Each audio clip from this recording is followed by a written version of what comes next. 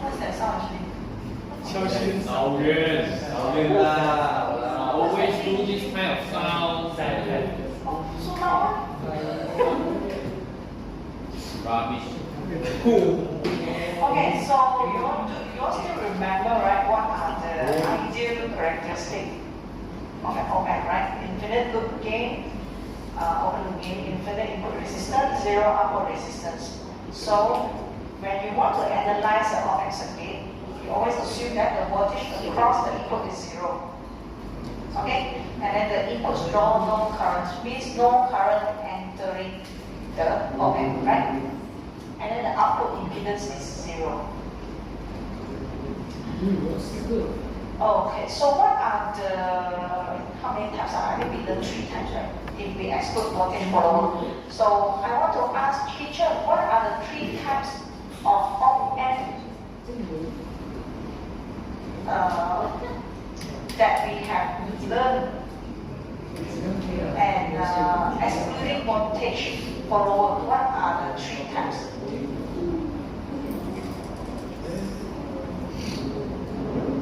Yeah, what are the 3 types of op-amp that we have learned during our entire semester? I think it's only 3, right? So exclude voltage follower from the consideration. What are the 3 types? So far, inputting amplifier, non-inputting amplifier, and another one is a summing amplifier. Okay. Oh, and yeah, there's this one called differential, right? Yes. Yeah, differential amplifier, yes. Actually, summing amplifier is just a lot of these non-inputting and inputting amplifier combined together, right? So you all need to know the difference between them. Okay, so when it comes to inverting amplifiers, right?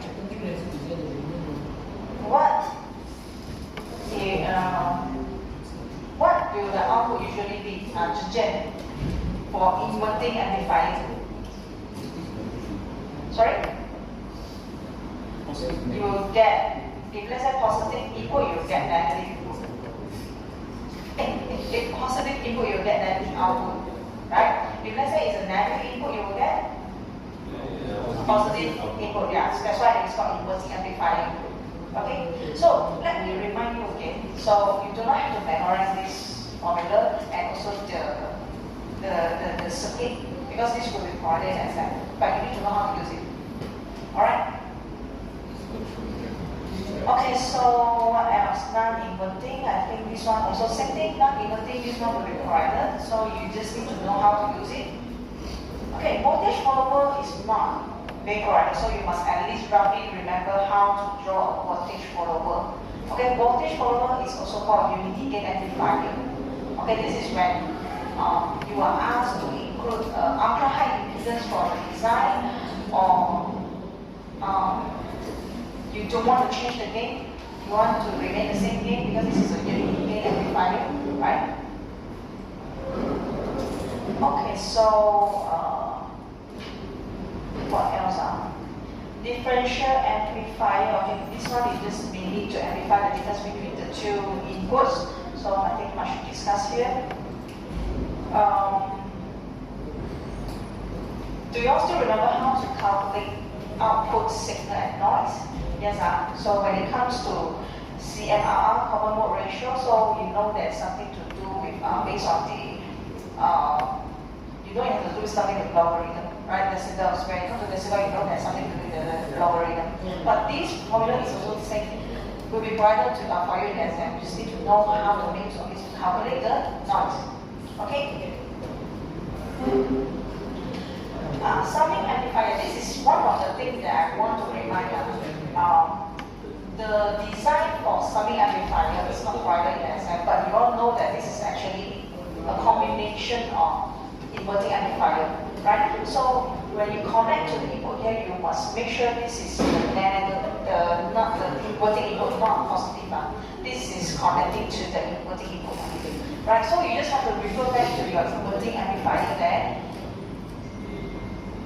and then inverting on it. Yeah, you just have to, from here, let's say it's a summing inverting amplifier, you just add the all the other input here and there, right? So beware with the sign, right? If you connect to non-inverting, then that is a very totally different thing already. Okay? So we have only learned these few types of amp, right? So you can see that all the questions that we ask is always just revolve around this. We don't change. I won't give you anything outside this time. Okay? I have what I recall from the final exam is that I think we have gone through some very difficult passive question on op-amp analysis. So the one that we have in your final exam is, I would say, is easier than what you have done for all the passive questions. This is what I can say. Okay, if you can understand all the passive that we have discussed, you will be able to solve this question easily. You close your eyes, you can do. But you must make sure you understand all the passive questions that we have done. Okay? This one definitely easier than all the previous passive that we have done. The one that in your final exam. Okay?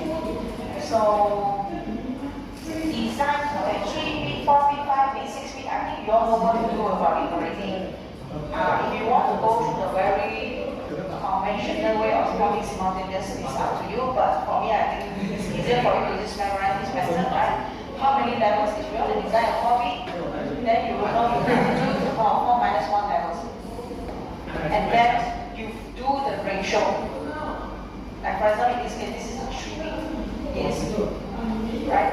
So 2 to the power 3 minus 1, you have 7 levels. So you should use this, let's say this is R1, R2, R3, right? And then this is, you just have a B1, B3, and then method. So you must always start with the human resistor divided by R3 multiplied by 1. Where is this 1 come from? So you must read the question, right? The digital input is 0 and 1, and then the output should be 0 to 1.75. So 1.75 should be divided by the numbers of levels. Right, this is the output. And this one is the input. So you get the ratio of 1/4. This is the most important part. And then the rest you just have to multiply 2, multiply 2, multiply 2 to get the ratio for all these resistors.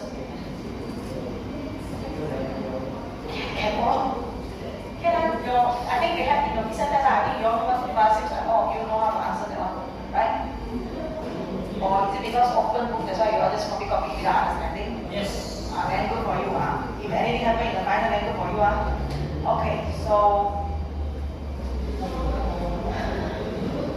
if let's say my question asks you to produce, design a circuit that will produce the output, I think this one everybody can do already. It's up to you. You want to use summing or inverting, non-inverting, as long as you can produce the output. Okay? But of course, if you have a question like this, there is some trick, right? So if let's say you have positive value, you have negative value, so what should you do first? You can actually do something with the positive value first using a summing amplifier, right? Because you know that at the end of the day, you can actually do another summing amplifier, summing inverting amplifier to convert the negative value to positive value without changing the gain. You can just use the same value for the resistor, right? And then you just have to settle the remaining one, which is the negative value here. And this one here, this one is the most basic one. I can't recall I have this or not, but yeah, I think this one is, I think everyone by now should know how to design this. Okay, so comparator. When should you use comparator? Can I ask General? Yes. When should you use comparator?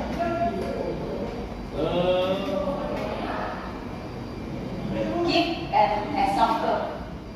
Like, what will make you think of, oh, I must use comparator when I see that kind of question?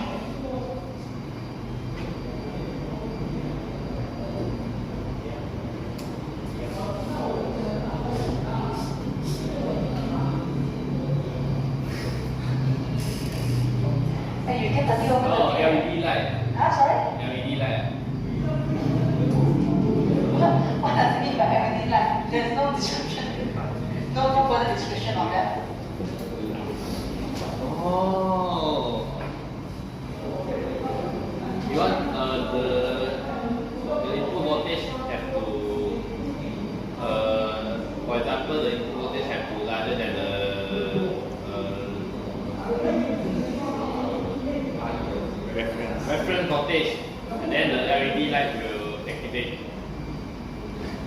If the Okay, so basically, if you are given a certain condition like talking exceed a certain temperature or exceed a certain parameter, then you will have to like trigger the alarm or anything. This is where you should involve comparator, right? Remember the concept is that I think if you say input or reference input, all these things you may find a little bit confusing, but you must remember most important is you must remember non-inverting input. The voltage on the non-inverting input must be higher than the voltage on the inverting input. Right? Okay? So, if let's say you want to trigger alarm when it exceeds 50 degrees Celsius, and you check on the standard, let's say exceed 50 degrees Celsius, if let's say I give you a value of 2.585 millivolt, so you can set this 2.55 as the reference voltage, which is the value on the inverting input. So that any value that is higher than this 2.585, which is you must design so that your non-inverting input must be higher than 2.585, then it will turn on the alarm or anything. So this is how it works. Okay? So anyone still want to expand on this particular diagram, like you all still remember how it works? How to make everything one light up or how to make everything two light up? You understand already or you missed it? Okay, so since your friend requests, then we will do a quick explanation of this again. Okay, so we'll work. So what is mentioned just now is as long as your voltage on the non-inverting. But at this stage, do you know which one is the non-inverting input? Which sign? The positive sign is the non-inverting input, right? Okay, inverting input is the one with the negative sign. So if let's say we look at this LED 1, if I want to turn on this LED 1, I must make sure this non-inverting input must be higher than the value on the negative input. Yes, can? Okay. So what is the value for this negative of this inverting input? This one is actually can be calculated, right? So based on voltage divider analysis, so the value here should be 47 plus 33 divided by this, the total of this whole thing, right? Multiplied with 5. Right? This one is a fixed value already because you have a voltage divider there to create a constant value there. Right? So, what is the value already that then when we calculate? Random I put A okay. So as long as the value here, which is VIN higher than A, then it will turn on LED 1. Okay? Okay, so I will erase this one because now we move on to LED 2. Okay, same thing based on the same concept. Right? How to turn on LED 2? Same thing. You must make sure your non-inverting is always higher than the inverting. This one must always higher than the inverting in order to turn on LED 2. So if you look at the circuit here, in this case, your non-inverting input will have a constant value created by this voltage divider, right? Which is at this point. So 33 divided by this entire thing multiplied with 5. So this is a constant value. I put B, right? Your non-inverting value here has a constant value already created by the voltage divider. Okay? So in order for LED 2 to turn on, you must always have your non-inverting higher than the inverting. So in this case, your inverting input is actually VIN, right? If let's based on this concept, your V must be higher than the input voltage in order for you to turn on LED 2. So no matter how you change the question, you just need to remember one thing. For a comparator to work, to turn on the comparator, basically to turn on the alarm or anything, you must make sure that your voltage on the non-inverting input must be higher than the value on the inverting input. That's the idea. Just remember this one thing. This one thing. You can do any question as long as you understand this one. Okay? Alright, the rest, I think this one, nothing is introduction or other things. So can we move on to lecture 2? This morning I said I will ask Chaiwa, right? Chaiwa, what's the difference between active filters and passive filters? For active filters, it uses active components such as the amp and transistor. And for passive filter, it uses those that is fixed, which is capacitor and resistor. Okay, so you can also add on for active filters, it depends on the external power supply. Okay? But if you want to explain this way, okay, not wrong, but please give example. Don't just say active filter use active component. You must give example of the active component. Alright?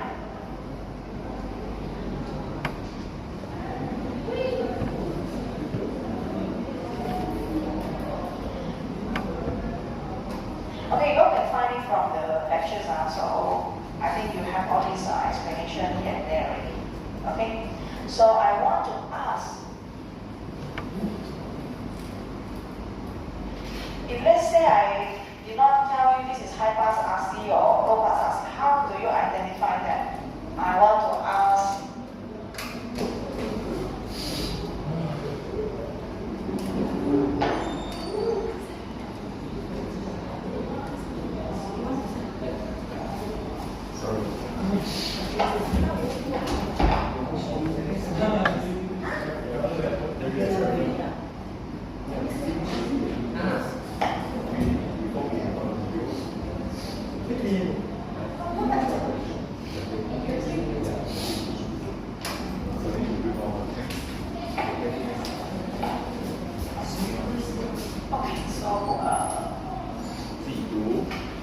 I want to ask Jacob, how do you identify which one is high pass RC, which one is low pass RC? Based on structure, how are you going to identify them?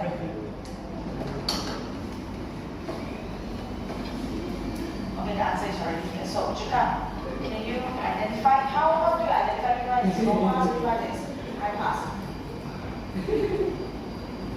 Based on the design configuration, based on the configuration.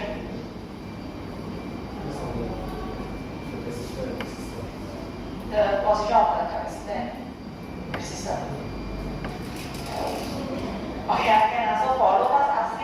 So your signal will pass through the basically will pass through go to the ground through this capacitor, right? And also for high pass RC, so basically the signal will go through this capacitor there, right? So for low pass IL, you will have it will go through the inductor. For high pass IL, that will require a ground right down to the ground. So this is how you. But I think this time round we still include the type, so lucky for you. But if let's say you would use the formula I mentioned, do not use the shortcut way. No, I'm going to put red color. Sorry. No, don't use the shortcut way. Okay, this is the exam. So you all must use the long way to go and do the design. Okay, so do not use the shortcut approximation. Alright? Can all these are provided. Do not have to memorize it. So if I ask you to design a passive low pass RC filter, then use passive low pass RC. Okay? Let me ask Haisen, which one of this is active filter? Haisen, which one of this is active filters? Very good. All of these are passive. There's no active filters here.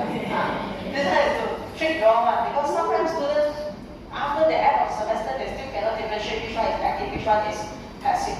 All these are passive. None of these are active. Okay? So you must read the question, asks you to do active or passive filters. Okay?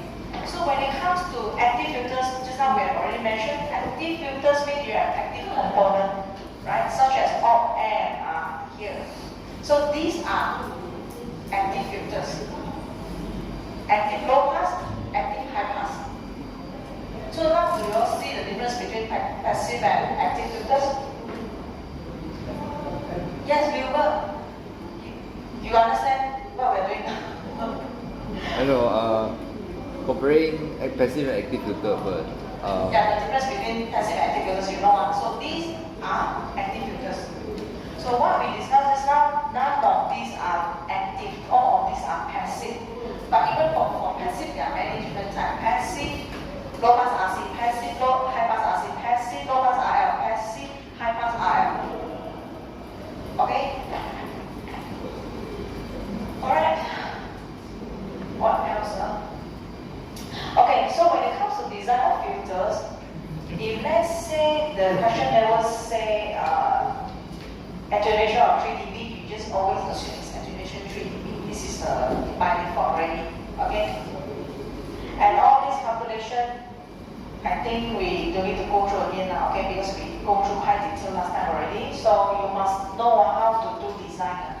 Okay? Op-amp or filters, right?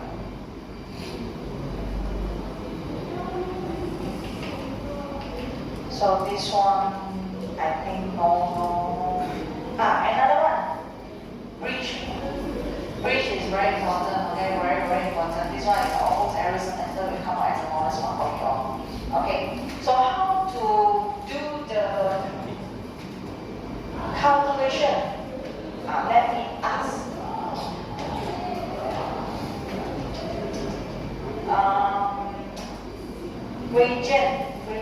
Weijen, how do you analyze a restored bridge?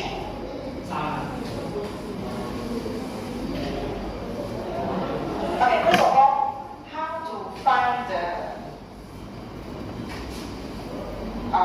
Thevenin voltage?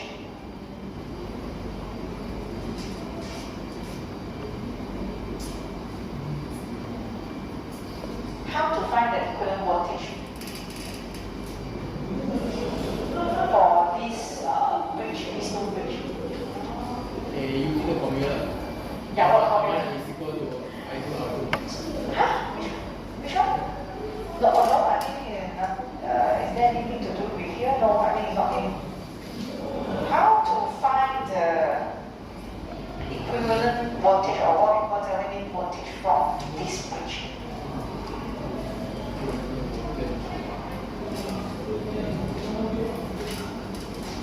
Cheyenne is very happy I did not call him today. Next one is you, Cheyenne. Using voltage divider. Sorry? Voltage divider. Voltage divider, okay. Cheyenne, please share. How do you do it now?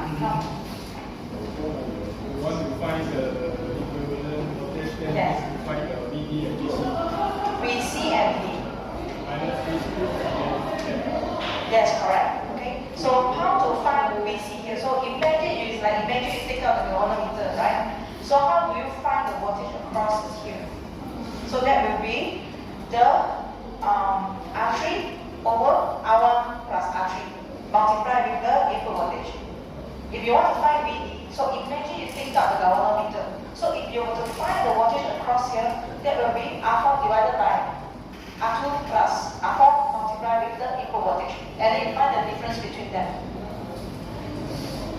Okay, this is how you find the equivalent voltage.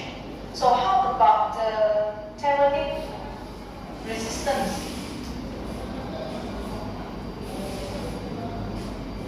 How? Which one parallel to which one? I think this part is the part where students confuse the most. If let's say this is our design, how do you find the Thevenin resistance?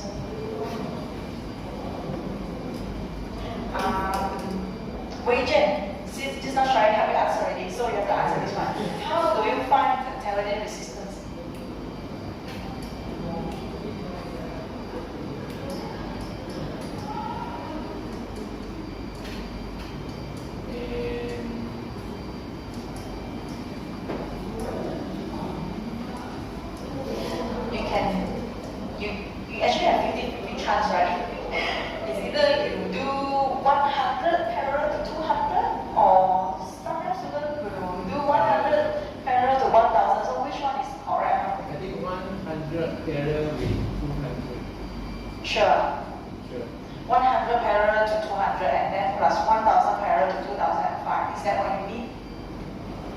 Yes. Okay, correct. Got it. Okay. Okay, so if in exam you want to 100 calorie to 1000, I don't give marks. Although sometimes the final answer will be very close to the correct answer, but your steps are wrong. Okay?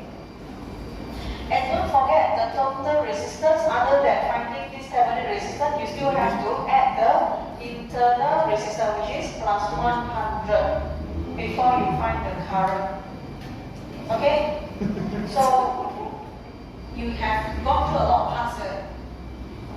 All the questions for wisdom bridge will be the same like all the parts, just that we change the value only, that's it. So when it comes to wisdom bridge, it's definitely a bonus mark. Okay? So far, it's very hard. It's a good news for you. We never test on capacitance comparison or weight range inductance comparison. It's only wisdom bridge for all this one. Okay? So you must at least know how to solve it. Alright? So up to now, lecture 1, lecture 2, any question? You better ask now. You don't, the day before exam, you ask me, I don't lie. Not that I want to lie to you, because sometimes when you're having exam, you also have PT. We have to do invigilation and this and that, okay? Okay, so since my computer is a bit hang now, you can take from lecture 1 and 2 any question you want to ask me for.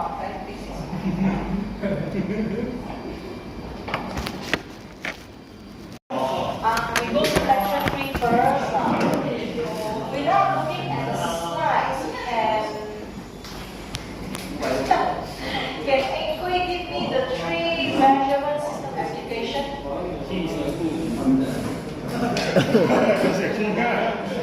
No, Ingui is the brother. Ingui, can you give me 3 application of measurement system?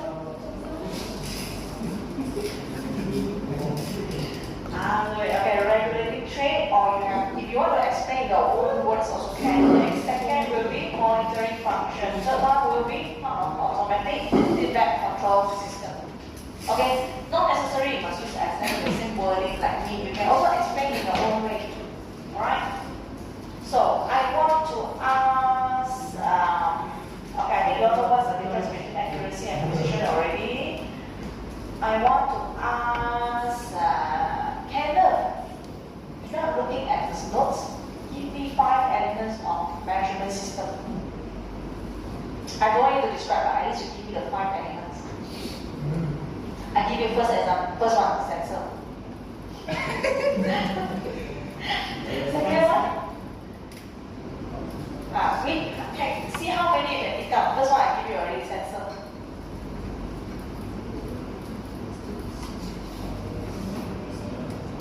What are the 5 elements? You can actually pick up a lot of things there.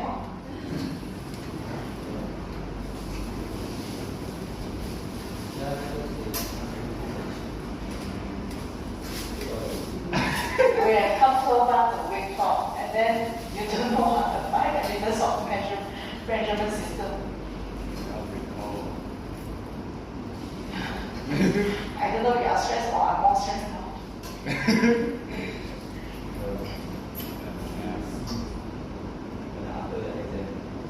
Hey, don't feel please. I don't want to prepare receipt paper for you. Just let me go on my holiday happily, okay? Sean, variable conversion element. During take on, right? Okay, so sensor, variable conversion element, signal processing. Signal processing, you definitely know, right? You already learned some, isn't it? Signal, what are the type of signal processing that you have learned in this? Yeah, filter, very good. And what else? Oh, and yeah. So you have signal transmission and then output display. Okay, or you just do some feedback or it's right there. Okay, but at least these 5 you must know. And sometimes the question may ask you with the aid of a diagram, then you have to plot this thing out already. Okay, so without looking at the notes again, you cannot give me the 5 elements. Huh? Yeah, you might just then you forgot already, is it? These are Yeah, the 5 elements. Look at the sensor. sensor.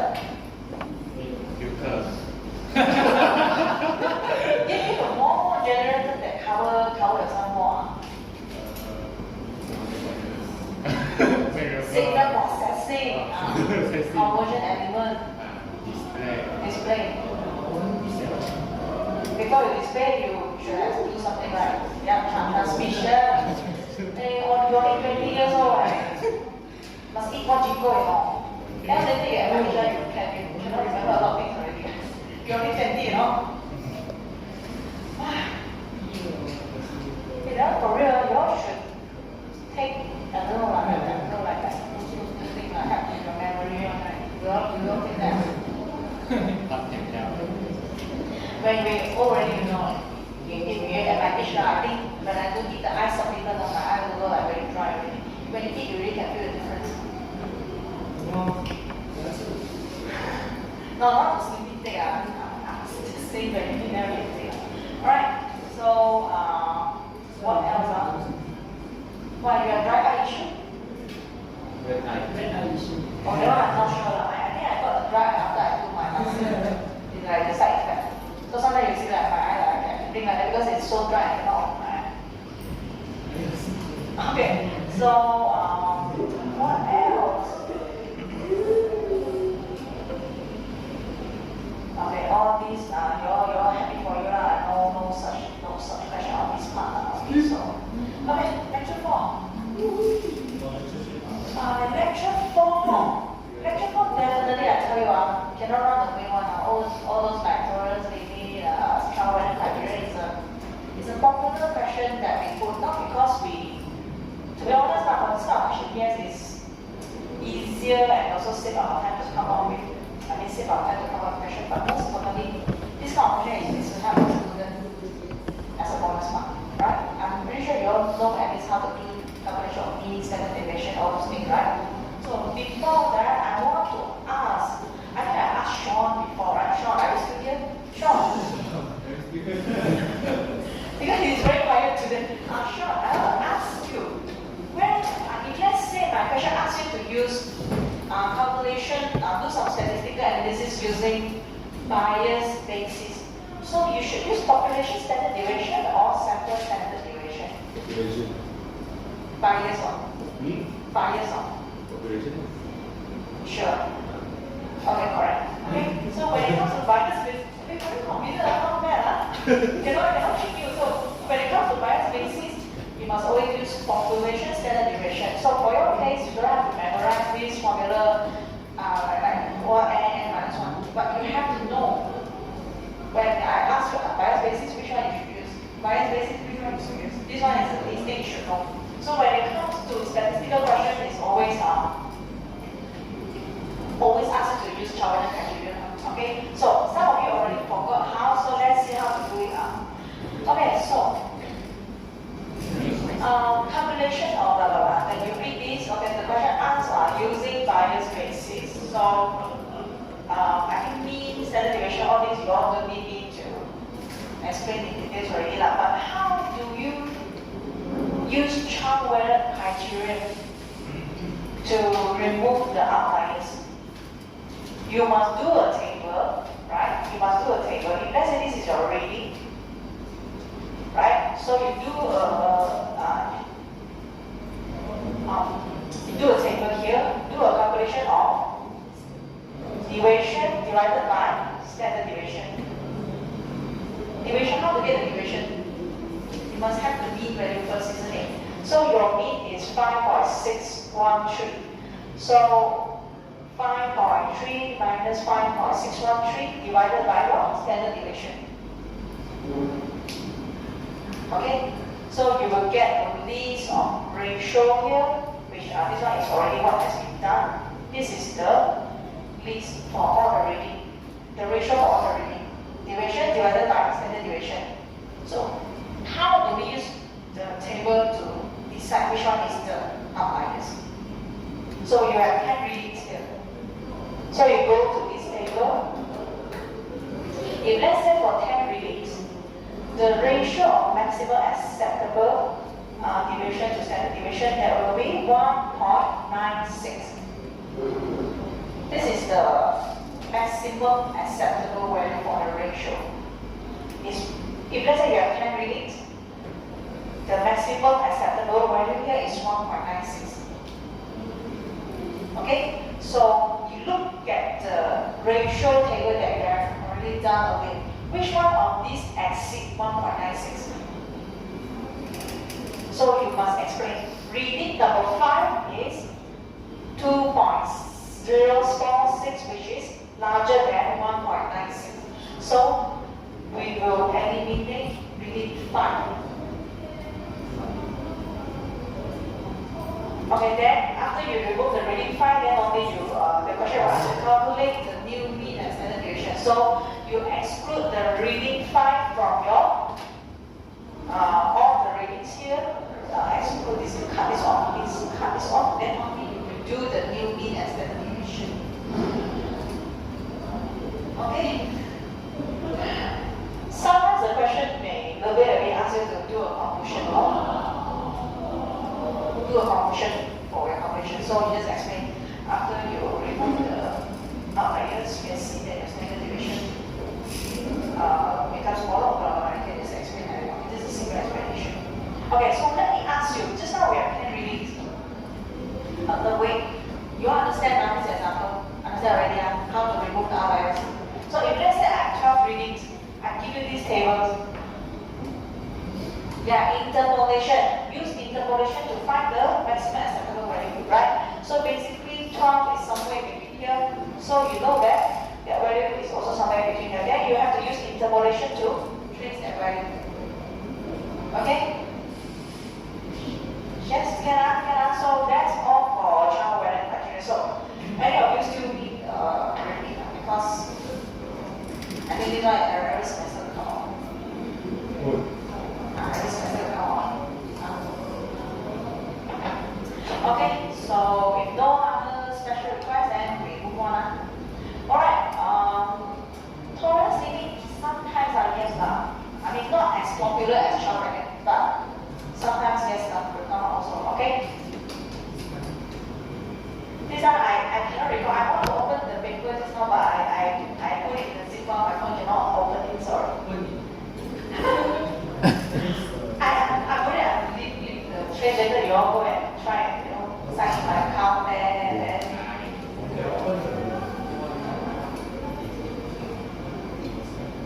Sorry. It's quite dangerous if you open my inbox because later other people also will leak. So I try to avoid logging into my Google using the public computer, but it's still too late. Okay, so another popular question on uncertainty analysis. So until now, anyone who knows we go through a lot of questions on uncertainty.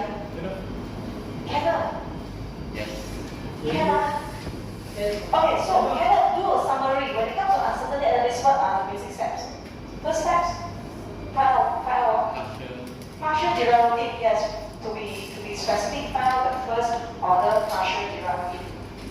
Yes. And so far, other than polynomial degree or polynomial function or those in multiplication form, we do not have any other special function like not even sine cosine will appear. So it's just some basic differentiation work there. Okay, so. Don't worry, you won't have those very odd ones like 1 over what more, something more. Okay, no such thing. Okay, so far this normal polynomial function or those like multiplication like a b square over c square, something like this. Just simple one like that. Okay, so first thing is always find the partial derivative. Second, so far some already. You don't need to identify all your uncertainty one. Because sometimes you need to process your uncertainty also, right? Yes. Sometimes in percentage form, you must convert the value. And also make sure unit, yeah, sometimes meter, centimeter, all these things. Okay, you must take note on that. Okay, third step then only is the RSS method, right? You combine all your partial derivative with your uncertainty, square it, plus, multiply, then sum them all up before you square them. So this is what we call root sum square. Yeah. Do you all need to do a revision on this? No? Yes, I feel that. You only need to explain again on some uncertainty. You go through the tutorial, you have all the solution there already. So, let me see, I think.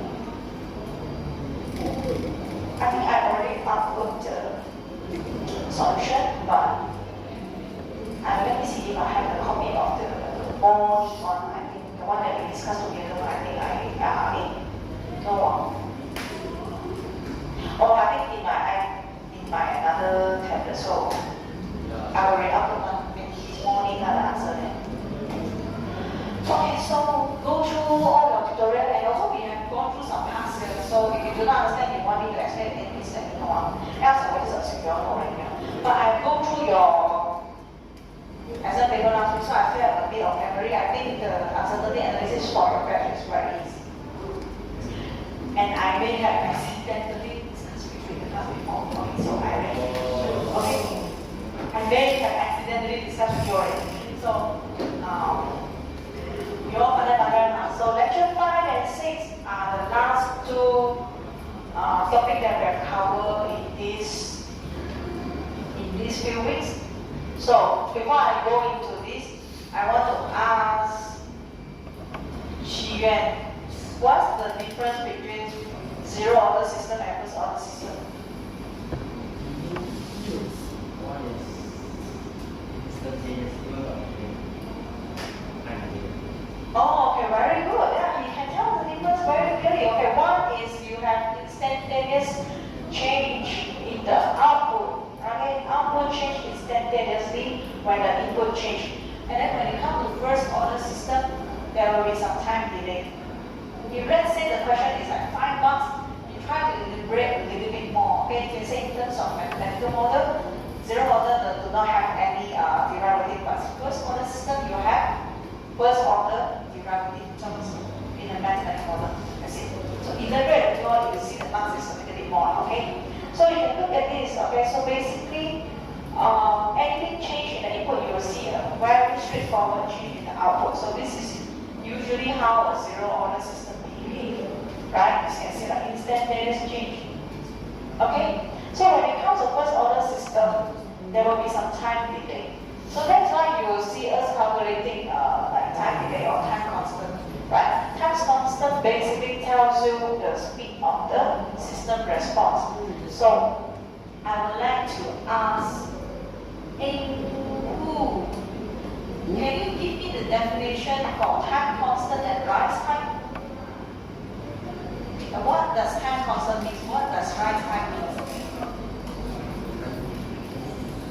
Time constant is the time taken for you to achieve 63.2% of the final output. So how about rise time? 90%. Okay, very good. So this we have also mentioned there are many types of input, right? But we only focus on step input and also frequency input, which is sinusoidal input. Okay, do you have to be bothered with the transient response for first order system? No, because transient response is the one that will decay to zero after some time. Okay, so we focus only on the steady state response. So look at this error fraction. Okay, so we have mentioned before, you can see the relationship between the output signal and the error fraction. So when you have just introduced the input, your system responds nothing, right? 0%. At that point, right, the output is 0, but then your error fraction is 100%. Your error fraction equals to 1.0, 100% error. Because your system did not respond to anything. So when your output slowly catch up with the response, your error fraction also will drop accordingly. Okay? So means that if let's say my system responds 20%, then my error fraction will be 80%. Right? When my system responds 63.2%, my error fraction will be 36.8%, 0.368. So when my system responds 90%, runs time, right? Runs time means your system responds 90%. Your error fraction will be equal to, sorry? 0.1. Error fraction will be equal to 0.1. Okay? So,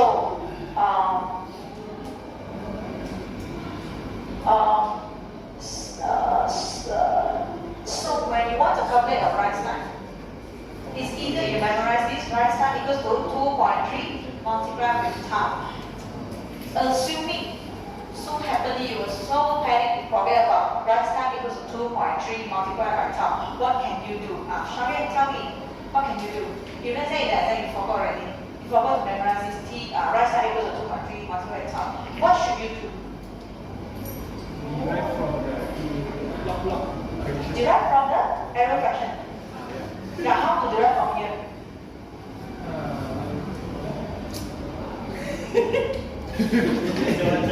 Why you have to laugh like that? Come already? I don't need to pick up. Yeah, let's say I ask you to calculate rise time. You forgot rise time is 2.3 multiplied with tau. So how do you get it from here? It's true that you need to do something with the error fraction, but what to do with it? You try to recall back what does rise time mean? Yeah, rise time means your system responds 90%. So you say you want to use error fraction, so how do you want to use error fraction? And you cut the 0.9 0.9? Yes, your error fraction is 0.1 because rise time means your system responds 90%. Your error fraction will be 10%, which is 0.1. So exponential negativity over tau equals to 0.1, right? Equals to 0.1. So this here now is what you're looking for, right? Tau. So if you do some calculation, then you actually end up getting rise time equals to 2.3 multiplied by tau. Yes, If you all want to know, you stop me, because I will just keep going. Okay? So look at here. I think you all know why infinity means what? Means this is the steady state value. Okay? Ramp response, no question of that. So we have frequency response. So don't worry about that. All these output for example, the solution, which is the steady state response, and then all these amplitude, and then phase shift, time delay, amplitude ratio, all these are provided, and you just have to do all the calculation accordingly. Yes, Wilbur, you look like very stressed. Are you okay? I'm tired. You're tired. Okay, don't worry. It's almost up to the end already. Yes. Emo. So, yeah. You mean you can repeat it? You get me? Don't curse your friend. Don't curse your friend.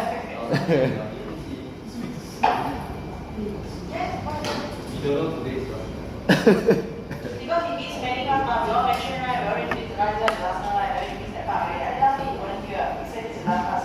So, lecture 6. Okay, difference with first order response, second order response. This morning I think I asked Jen already, right? Did you answer me? Someone else answer me. I think it's.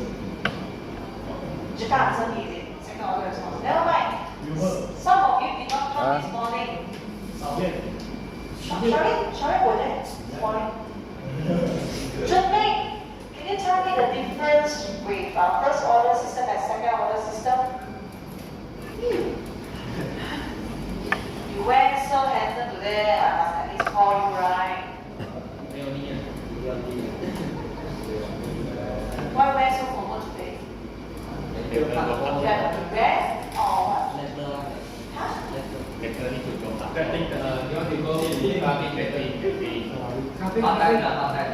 What time you to wear so formal? Very busy after being always participation without me. Alright, Junmei, what's the difference between first order system and second order system? How do you tell the difference? Because sometimes I can see students that cannot differentiate the question is asking for first order or second order. So I want to ask you, how do you identify first order system from second order system? Those who do not know, please look for your notes now. Jen also right? Yes. Sorry?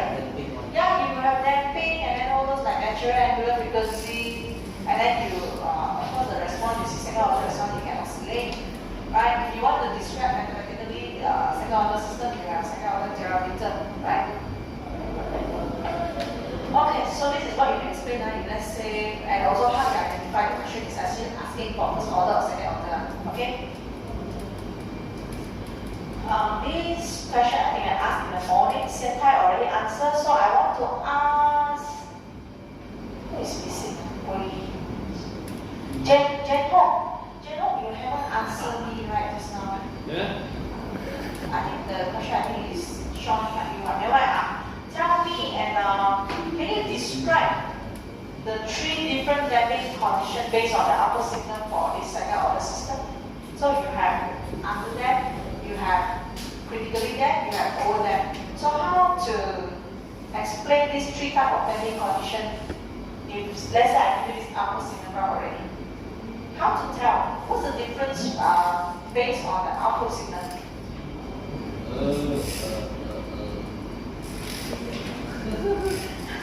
中间的 smart mother help. Very nice of you.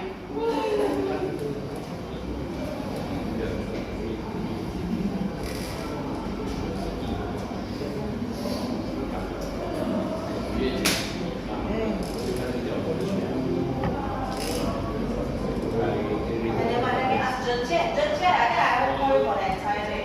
Zhen Jian, can you briefly describe, let's say for under them, how will the output signal be? Let's say for critically them, how will the output signal be? For over them, how will the output signal be? We start with for under them first. For under them, what will happen?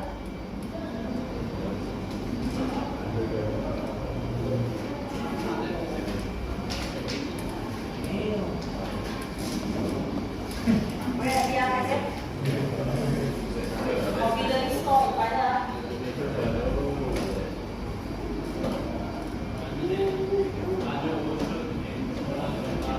Yes, correct. How about critically then?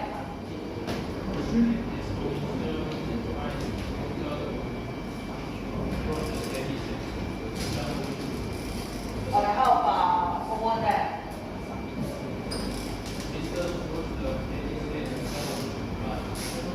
At a slower rate, okay, 10. Alright, so rate response, same thing, no question on this.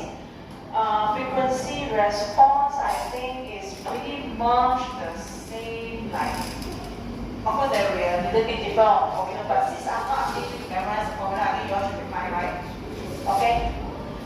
So that is pretty much what is being covered for the entire subject and for final exam. Oh. So, any other thing that you don't want to? Have you all gone through lecture 7, 8, 9? No. No, I mean, no question on that, no question on that, but just I just have a look, I just quickly go through. So, stress and strain, so you can see some basic. Actually, I won't ask you to calculate, I won't just ask you to calculate stress and strain. Because the question probably will combine with a strain gauge. Probably will combine with a strain gauge and then ask you, and then maybe I give you the gauge factor, then ask you to, do something with it. Usually, no question on this, no question on this. I mean, please, a very, very old question.